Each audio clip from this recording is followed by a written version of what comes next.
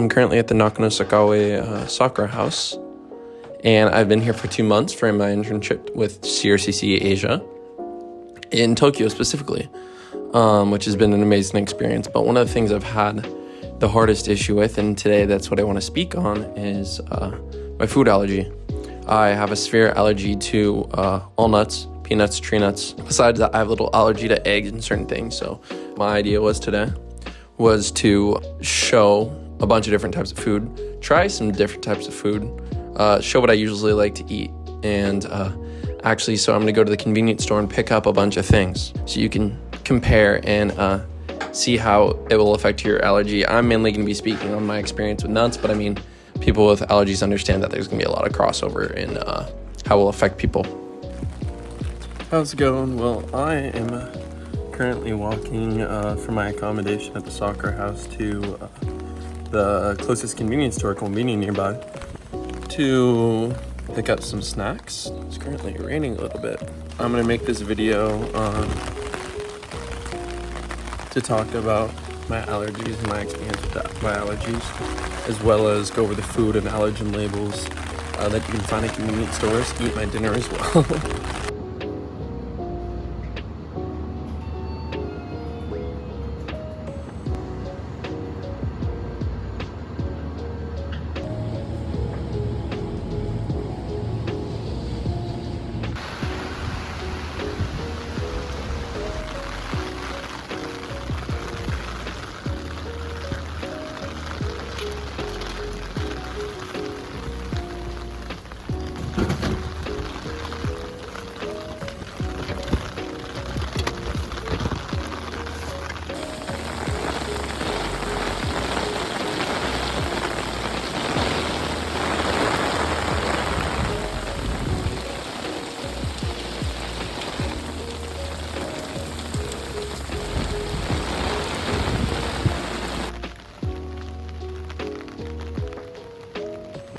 What I'm eating for dinner currently is a bento from Lawson's.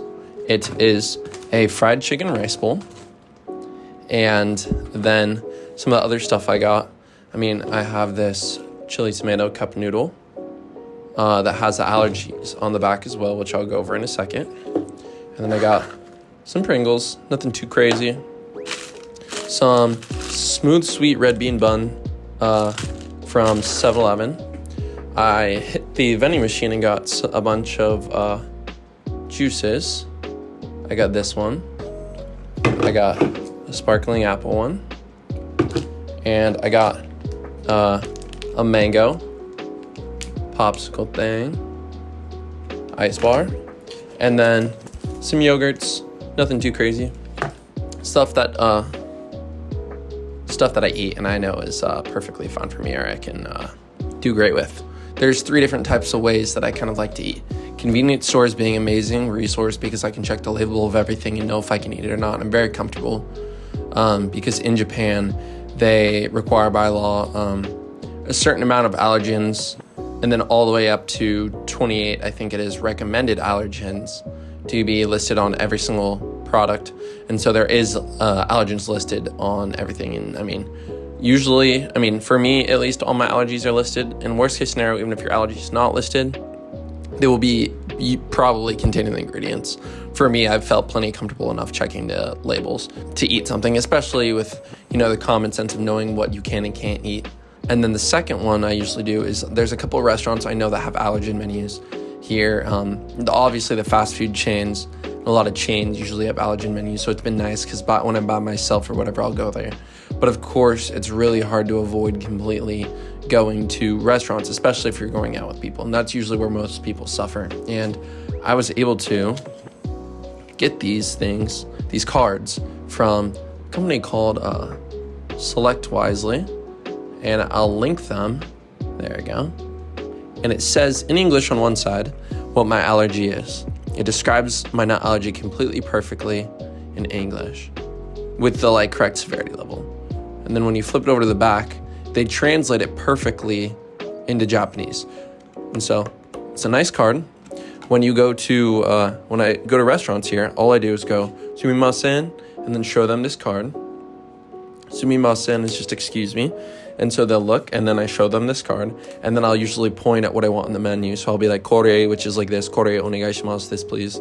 And then they'll look and go check, and usually they'll say like daijoubu, or like they'll like signify that it's okay. So it's been nice. And so for me, that has worked amazing. I mean, I usually don't go to restaurants very consistently though, because I like to play it safe.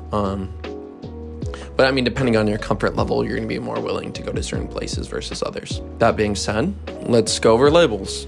So there's usually 3 different types of labels. The first one I got comfortable with when I got here was usually the ones that are at 7-Eleven places. So if I look at this is the red bean bun, smooth sweet red bean bun, paste bun. It's really good. I hadn't had it before I got in here. It's definitely unique. But I really do like the flavor. And then I'm comfortable with it because it has an allergen on the back. So there's usually a little grid, if it will focus. And it has the blue boxes that are colored in are the allergens it contains. And then the white boxes are the ones it does not contain, right? And so this one specifically contains egg, dairy, wheat, and soybean, right? And so I know I can eat this because it doesn't have anything that I'm allergic to. So there's that one. And then same with cup noodle, which are some of the things I ate the first week. It has the exact same allergen thing on the bottom. So drinks, I mean, I know I'm always fine, but with this fruit juice, for example, it will have, here's the second type, it will have a little box. And then inside the white part, basically the green part says like 27 allergens listed. The green part says 27 allergens or 28 allergens listed. And then in the white area, it will list all the allergens it contains. This one specifically contains apples. So there's 2. And then there's the third, which is the hardest. And it took me a little while to understand. Here's another example of that last one. It just has the box.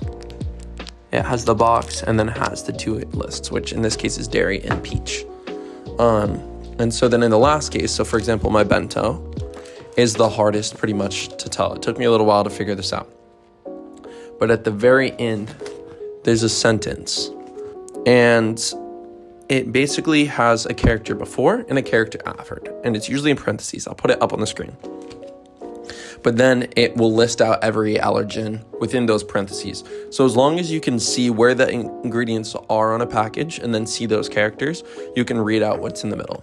And from my experience, I've pretty much learned to read and recognize the most common allergens instead of knowing how to say my allergens, because usually nothing contains nuts here in Japan. It's actually been very nice and it's felt very safe. So I've learned to read all the allergens that are most common occurring, so I know what's in it. And then if there's something that I don't know, this is where Google Translate has been my absolute best friend here. The photo feature of Google Translate, you can take photos of things and the photos will directly translate word for word. It might take a couple tries to make sure you get a good photo, but it directly translates exactly what everything is. So besides just me learning how to read the labels to be comfortable with myself and also be able to check on the fly sometimes, using the translate camera feature has always been like a huge help for me to make sure I'm good.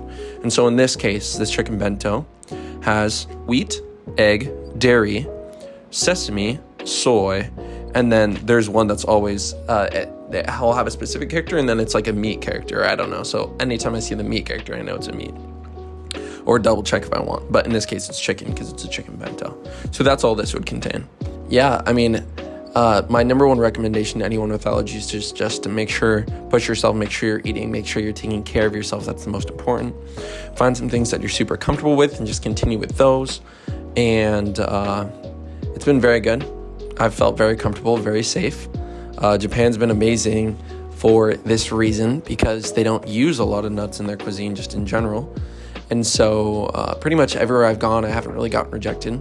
But yeah, don't get discouraged by not being able to eat a certain place. There's always something for you to eat. Worst case scenario, you eat out of a convenience store always.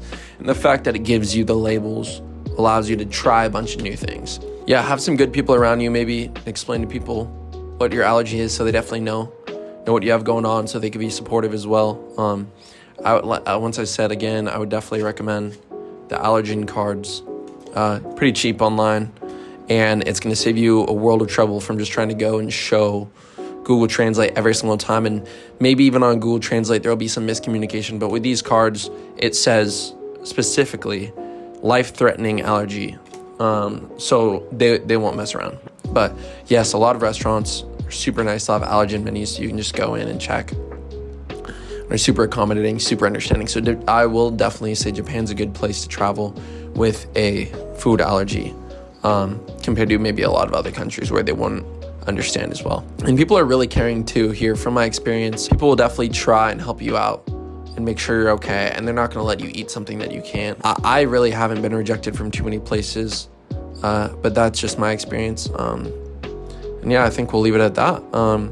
When I went out today and got all this food, it was funny. It was pouring rain, but yeah, it's gonna be fun to eat, and I'm very hungry, so I'm gonna chow down now. Thanks. Bye.